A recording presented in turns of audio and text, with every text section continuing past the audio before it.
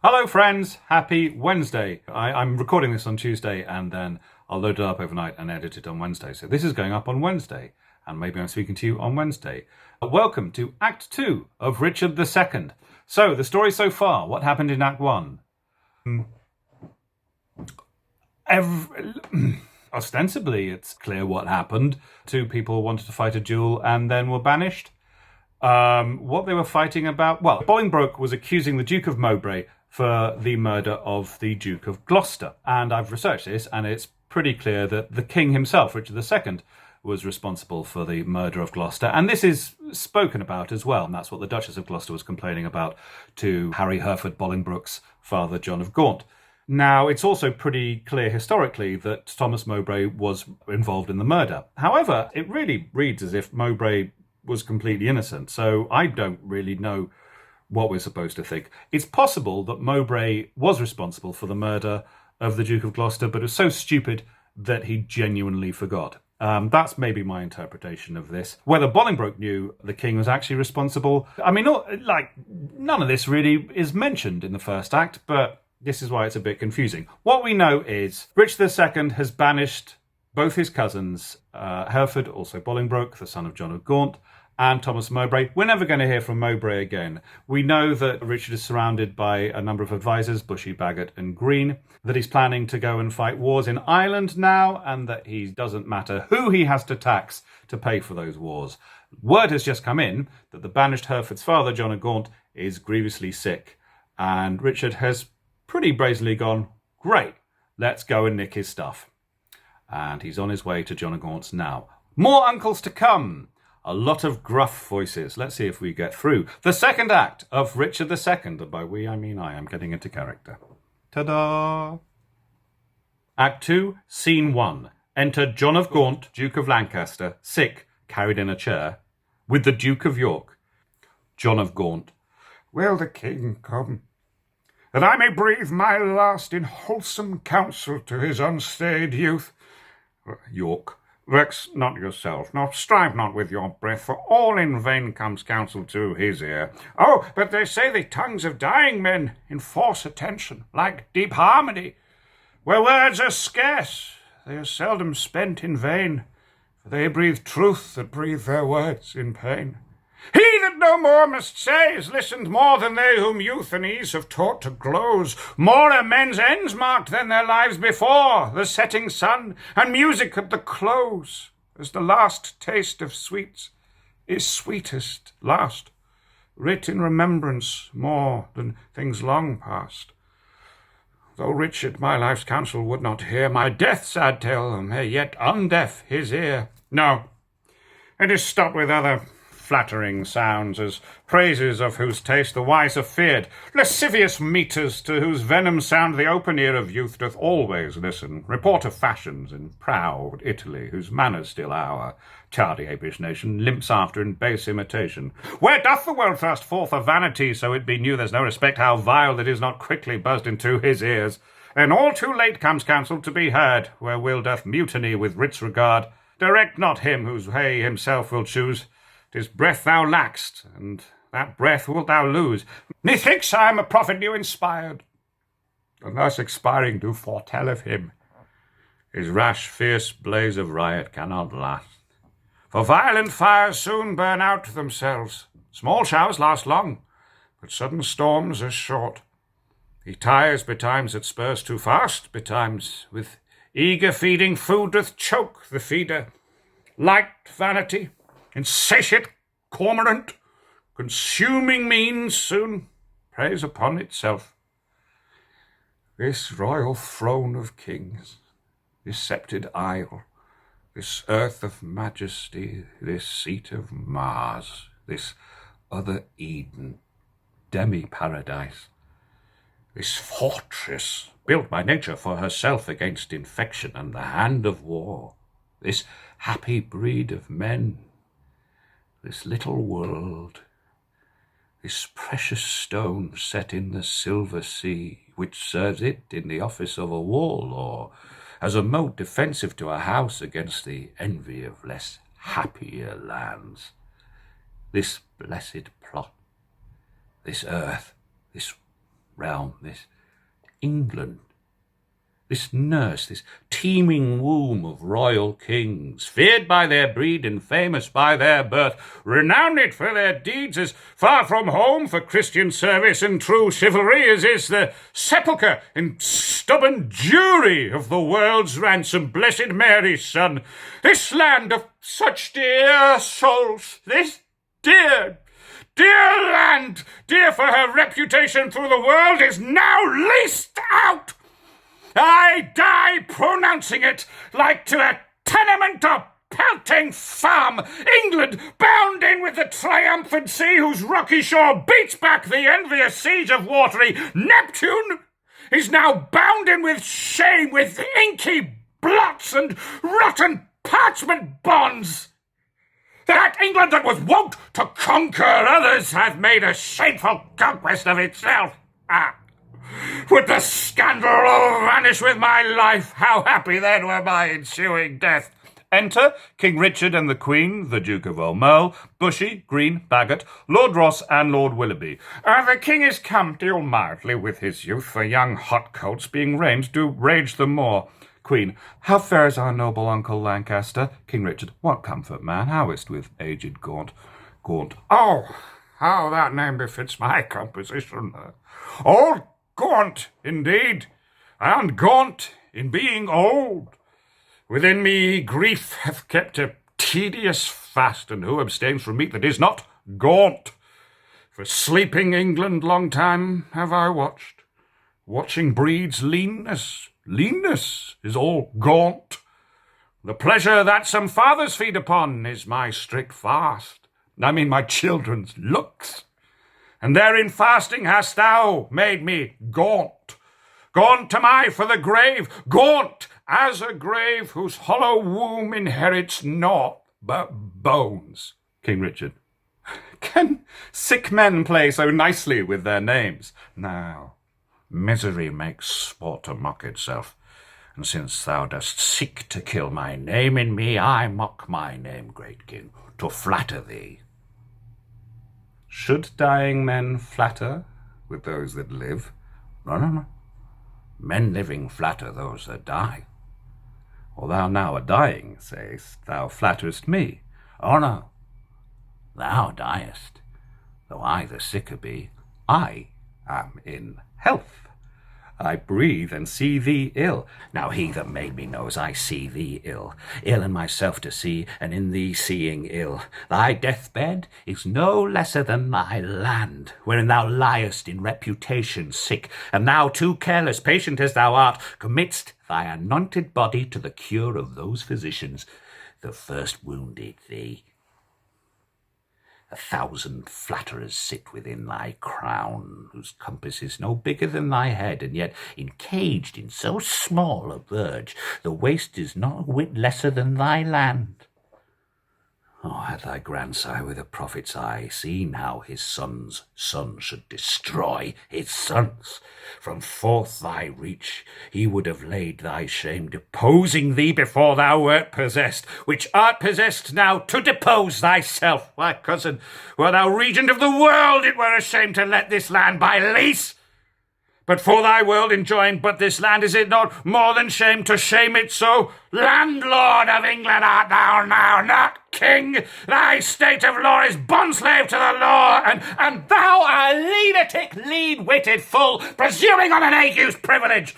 Darest thou with thy frozen admonition make pale her cheek, chasing the royal blood with fury from his native residence? Now, by my seat's right royal majesty, wert thou not brother to great Edward's son, this tongue that ran so roundly in thy head should run thy head from thy unreverend shoulders. Oh, spare me not my brother Edward's son, for that I was his father Edward's son. That blood already like the pelican hast thou tapped out and drunkenly caroused. My brother Gloucester, plain well-meaning soul, whom fair befall in heaven mongst happy souls, may be a precedent and witness good that thou respects not spilling Edward's blood. Join with the present sickness that I have, and thy unkindness be like crooked age, to crop at once a too long withered flower. Live in thy shame, but die not shame with thee. These words hereafter thy tormentors be. Convey me to my bed, and to my grave. Love they to live that love and honour have. Exit, carried in the chair. And let them die that age and sullens have, for both hast thou, and both become the grave. York, do beseech your majesty, impute his words to wayward sickness and age in him. He loves you on my life, and holds you dear as Harry, Duke of Hereford, were he here. All right. You say true, as Hereford's love, so his, as theirs, so mine, and all be as it is. Enter the Earl of Northumberland. And my liege, old Gaunt commends him to your majesty. What says he? Nay, nothing. All is said. His tongue is now a stringless instrument. Words, life, and all old Lancaster hath spent. Be York the next that must be bankrupt, so though death be poor, it ends a mortal woe. King Richard. The ripest fruit first falls, and so doth he. His time is spent. Our pilgrimage must be, so much for that. Now for our Irish wars. We must supplant those rough, rug-headed kerns which live like venom where no venom else, but only they have privilege to live. And for these great affairs do ask some charge. Towards our assistance we do seize to us the plate, coin, revenues, and movables whereof our uncle Gaunt did stand possessed. York, how long shall I be patient? Ah, how long shall tender duty make me suffer wrong? Not Gloucester's death, nor Hereford's banishment, nor Gaunt's rebuke, nor England's private wrongs, nor the prevention of poor Bolingbroke about his marriage, nor my own disgrace have ever made me sour my patient cheek or bend one wrinkle on my sovereign's face. And I am the last of noble Edward's sons, of whom thy father, Prince of Wales, was first. In war was never lion raged more fierce, in peace was never gentle lamb more mild than was that young and princely gentleman. His face thou hast, for even so looked he, accomplished with the number of thy hours. But when he frowned, it was against the French, not against his friends. His noble hand did win what he did spend, and spent not that which his triumphant father's hand had won. His hands were guilty of no kindred blood, but bloody with the enemies of his kin. Oh, Richard, York is too far gone with grief, or else he never would compare between. Why, uncle, what's the matter? Oh, my liege, pardon me if you please. If not, I please not to be pardoned, am content with all. Seek you to seize and grip into your hands the royalties and rights of banished Hereford? Or is not Gaunt dead, and doth not Hereford live? Was not Gaunt just, and is not Harry true? Did not the one deserve to have an heir? Is not his heir a well-deserving son? You take Hereford's rights away, and take from time his charters and his customary rights. Let not tomorrow then ensue today. Be not thyself, for how art thou a king but by fair sequence and succession? Now, afore God forbid I say true, if you do wrongfully seize Hereford's rights, call in the letters patience that he hath by his attorneys general to sue his livery and deny his offered homage, you pluck 1,000 dangers on your head, you lose 1,000 well-disposed hearts, and prick my tender patience to those thoughts which honour and allegiance cannot think. Think what you will. We seize into our hands his plate, his goods, his money, and his lands. I will not be by the while, my liege, farewell. What will ensue Hereof, unless none can tell, but by bad courses may be understood, that their events can never fall out good. Exit. Go, Bushy, to the Earl of Wiltshire Strait, bid him repair to us at Ely House to see this business. Tomorrow next we will for Ireland, and 'tis time, I trow. And we create, in absence of ourself, our uncle York, Lord Governor of England, for he is just, and always loved us well.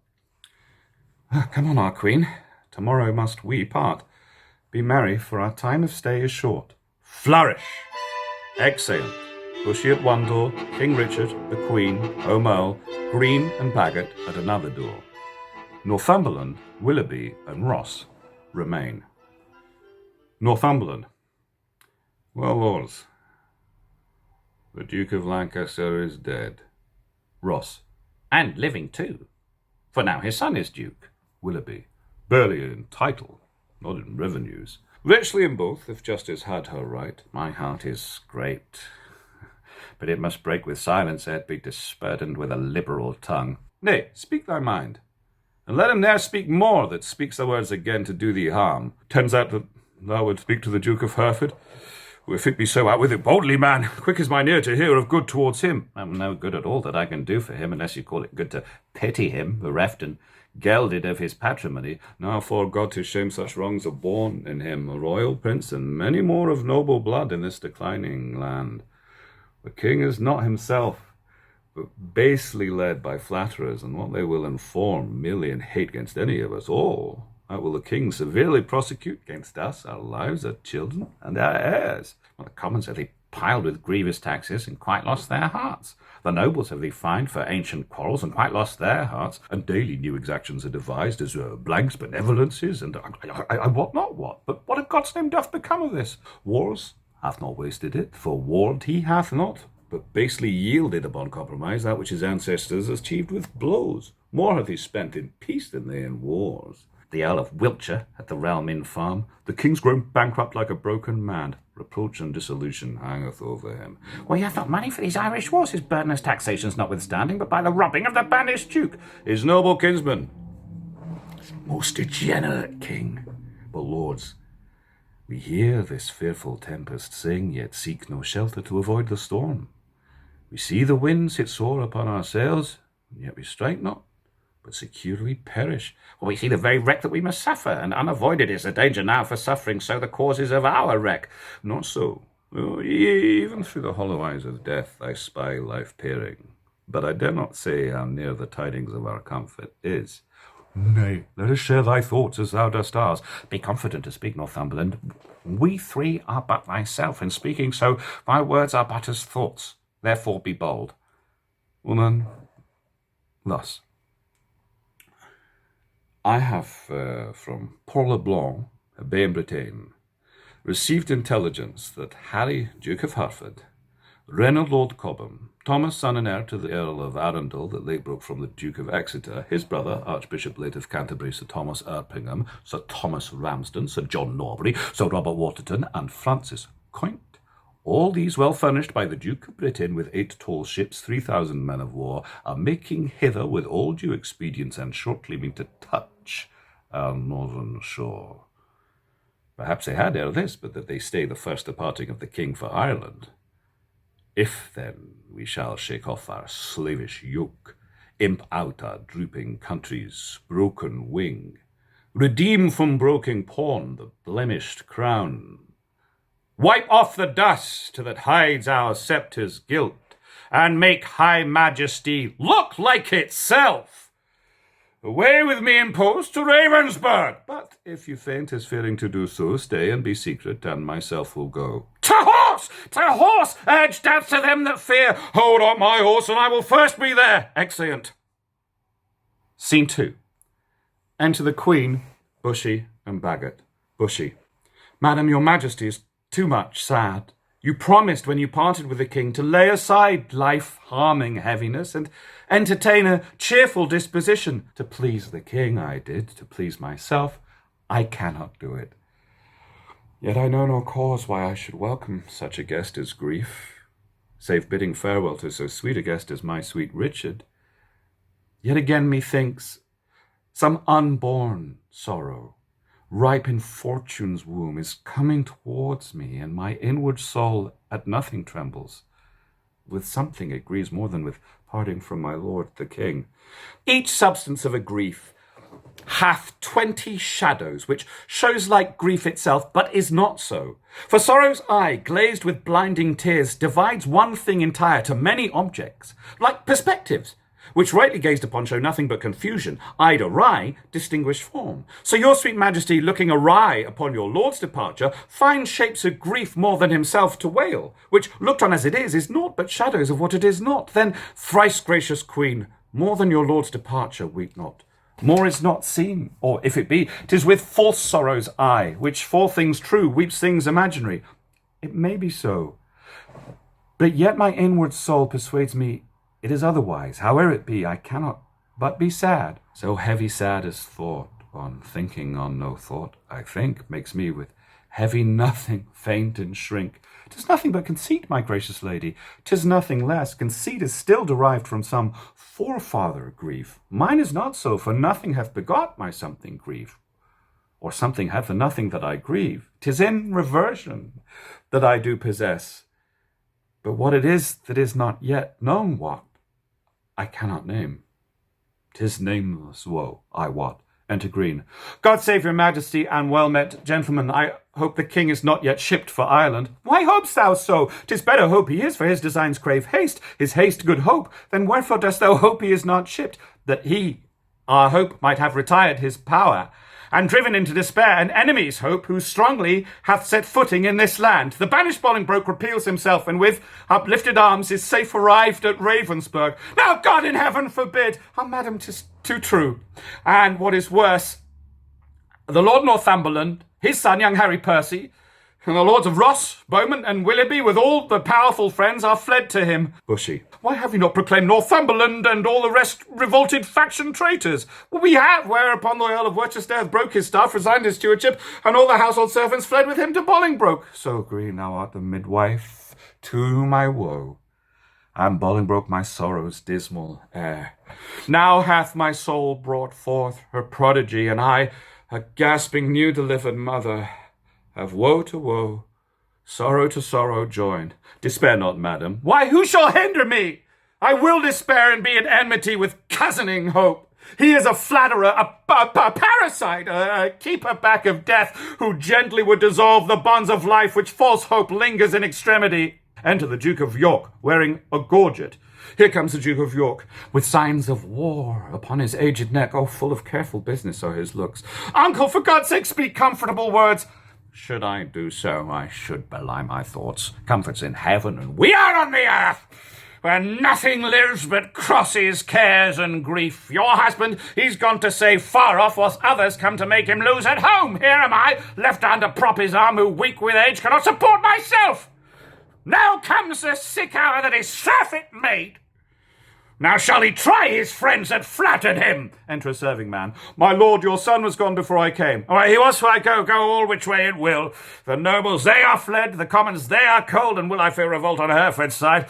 I'll send again thee to Pleshy, to my sister Gloucester. Bid her send me presently £1,000. Oh, take my ring. My lord, I had forgot to tell your lordship, today as I came by, I called there. But I shall grieve you to report the rest. But what is it, knave? An hour before I came, the Duchess died. God for his mercy, what a tide of woes comes rushing on this woeful land at once. I don't know what to do. I would to God so my untruth had not provoked him to it, the king had cut off my head with my brother's. Rather than no post dispatched to Ireland. Well, how should we do for money for these wars? Come, sister, cousin, I would say, pray pardon me. Go, fellow, get thee home. Provide some carts and bring away the armour that is there. Exit serving man. Gentlemen, will you go, master men? If I know how or which way to order these affairs thus disorderly thrust into my hands, never believe me. Both are my kinsmen. One is my sovereign, whom both my oath and duty bids defend. T'other again is my kinsman, whom the king hath wronged, whom conscience and my kindred bids to right. Well, somewhat we must do to the queen. Come, cousin, I'll dispose of you. Gentlemen, go muster up your men, and meet me presently at Berkeley Castle. I should to Pleshy too, but time will not permit. All is uneven, and everything is left at 6 and 7. Exeunt the Duke of York and the Queen. Bushy, Bagot, and Green remain. Bushy. Well, the wind sits fair for news to go for Ireland, but none returns. For us to levy power proportional to the enemy is all unpossible. Green. Besides, our nearness to the king in love is near the hate of those love not the king. Bagot.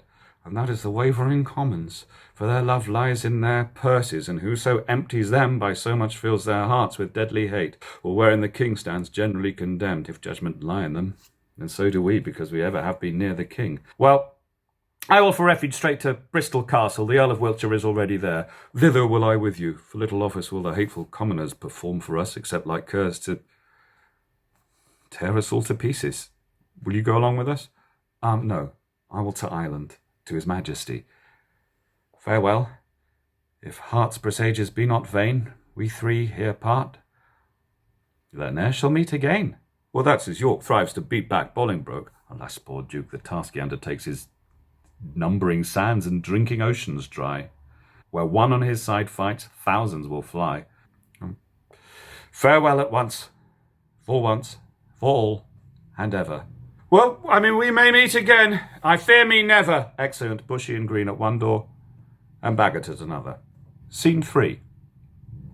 Enter Bolingbroke, Duke of Lancaster and Hereford, and the Earl of Northumberland. Bolingbroke. How far is it, my lord, to Berkeley now?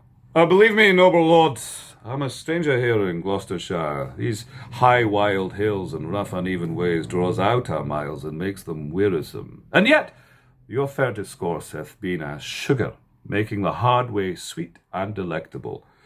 But I bethink me what a weary way from Ravensburg to Cotswold will be found in Ross and Willoughby, wanting your company, which I protest hath very much beguiled the tediousness and process of my travel.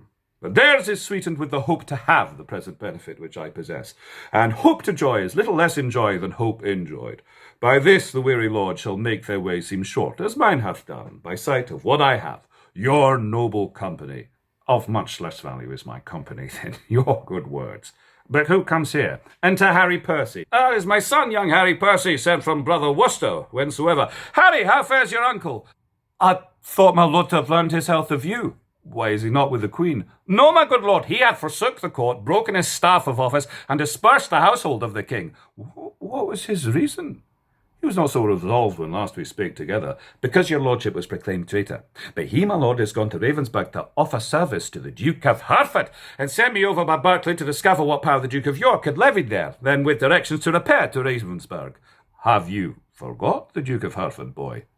Oh, no, my good lord, for that is not forgot, which I did remember to my knowledge. I never in my life did look on him. Then learn to know him now. This is the Duke. Oh, my gracious lord, I tender you my service, such as it is, being tender, raw, and young, which elder day shall ripen and confirm to more approved service and desert. I thank thee, gentle Percy, and be sure I count myself in nothing else so happy as in a soul remembering my good friends. And as my fortune ripens with thy love, it shall be still my true love's recompense. My heart this covenant makes. My hand thus seals it. He gives Percy his hand. How far is it to Berkeley, and what stir keeps good old York there with his men of war? There stands the castle bay on tufted trees. A man with 300 men, as I've heard, and in it are the lords of York, Berkeley, and Seymour, none else of name and noble estimate. Enter Lord Ross and Lord Willoughby. Here comes the lords of Ross and Willoughby, bloody with spurring, fiery red with haste. Welcome, my lords. What your love pursues, a banished traitor. All my treasury is yet but unfelt thanks, which more enriched shall be your love and labour's recompense. Your presence makes us rich, most noble lord, and far surmounts our labour to attain it. Why, evermore, thanks the exchequer of the poor, which till my infant fortune comes to years, stands for my bounty. Enter Berkeley. But who comes here? It is my lord of Berkeley, as I guess. My lord of Hereford, my message is to you. My lord, my answer is to Lancaster, and I am come to seek that name in England, and I must find that title in your tongue before I make reply to aught you say. Well, mistake me not, my lord, 'tis not my meaning to raise one title of your honour out. To you, my lord, I come, what lord you will, from the most gracious regent of this land, the Duke of York, to know what pricks you on, to take advantage of the absent time and fright our native peace with self-born arms. Enter the Duke of York. I shall not need transport my words by you. Here comes his grace in person, my noble uncle. He kneels. York. Show me thy humble heart, and not thy knee, whose duty is deceivable and false. My gracious uncle. Shut! Grace me no grace, nor uncle me no uncle. I am no traitor's uncle, and that word grace in an ungracious mouth is but profane. I have those banished and forbidden legs dared once to touch a dust of England's ground? But then more why have they dared to march so many miles upon her peaceful bosom, frighting her pale-faced villages with war and ostentation of despised arms? Comes thou because the anointed king is hence? Why, foolish boy, the king is left behind, in my royal bosom lies his power. Were I but now the lord of such hot youth as when brave Gaunt thy father and myself rescued the Black Prince, that young Mars of men from forth the ranks of many thousand French. Oh, then how quickly should this arm of mine, now prisoner to the palsy, chastise thee and minister correction to thy fault. My gracious uncle, let me know my fault, on what condition stands it, and wherein. Even in condition of the worst degree, in gross rebellion and detested treason. Thou art a banished man, and here art come before the expiration of thy time in braving arms against thy sovereign. As I was banished Hereford, but as I come for Lancaster. A noble uncle, I beseech your grace, look on my wrongs with an indifferent eye. Are you my father? For methinks in you I see old Gaunt alive. Oh then, my father, will you permit that I shall stand condemned, a wandering vagabond, my rights and royalties plucked from my arms perforce and given away to upstart undrifts? Wherefore was I born? If that my cousin king be king in England, it must be granted I am Duke of Lancaster. Oh, you have a son, a Merle, my noble kinsman. Had you first died, and he been thus trod down, he should have found his uncle Gaunt a father to rouse his wrongs and chase them to the bay. I am denied to sue my livery here, and yet my letters patents give me leave. My father's goods are all distrained and sold, and these and all are all amiss employed. What would you have me do? I am a subject, and I challenge law. Attorneys are denied me, and therefore personally I lay my claim to my inheritance of free descent. The noble Duke hath been too much abused. It stands your grace upon to do him right. Base men by his endowments are made great. My lords of England, well, let me tell you this. I have had feeling of my cousin's wrongs, and laboured all I could to do him right, but in this kind to come, in braving arms, be his own carver, and cut out his way to find out right with wrong, it may not be. And you that do abet him in this kind, cherish rebellion, and are rebels all. The noble Duke hath sworn his coming is but for his own, and for the right of that we all have strongly sworn to give him aid, and let him never see joy that breaks that oath. Well, I see the issue of these arms. I cannot mend it. I must needs confess, because my power is weak and all ill left. But if I could, by him that gave me life, I would attach you all and make you stoop unto the sovereign mercy of the king. But since I cannot, be it known to you, I do remain as neuter. So fare you well. Unless you please to enter in the castle, and there repose you for this night. An offer, uncle, that we will accept. But we must win your grace to go with us to Bristol Castle, which they say is held by Bushy Bagot and their accomplices, the caterpillars of the Commonwealth, which I have sworn to weed and pluck away. It may be I will go with you, but yet I'll pause, for I'm loath to break our country's laws. Nor friends nor foes. To me, welcome you are.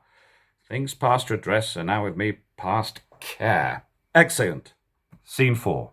Enter the Earl of Salisbury. You haven't met him before. And a Welsh captain. My lord of Salisbury, we stayed 10 days and hardly kept our countrymen together, and yet we hear no tidings from the king. Wherefore we will disperse ourselves. Farewell. No, stay yet another day, thou trusty Welshman. The king reposeth all his confidence in thee. 'Tis thought the king is dead. We will not stay. The bay trees in our country are all withered. The meteors fright the fixed stars of heaven. The pale-faced moon looks bloody on the earth, and lean-looked prophets whisper fearful change. Rich men look sad. And ruffians dance and leap, the one in fear to lose what they enjoy, the other to enjoy by rage and war. These signs forerun the death or fall of kings. Farewell, our countrymen are gone and fled, as well assured Richard their king is dead. Exit. Ah, Richard!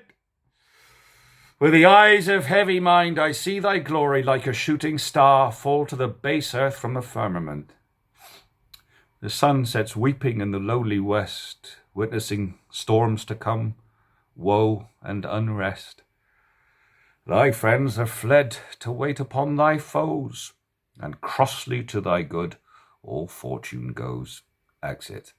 And that is the end of Act 2. What a lot happened in that. Act 1 is there, and when I finished Act 3, it will go up there. Feel free to leave any comments. There's a tip jar as well. If you fancy leaving tips, thank you so much for watching. I hope you're all doing tremendously. Bye-bye.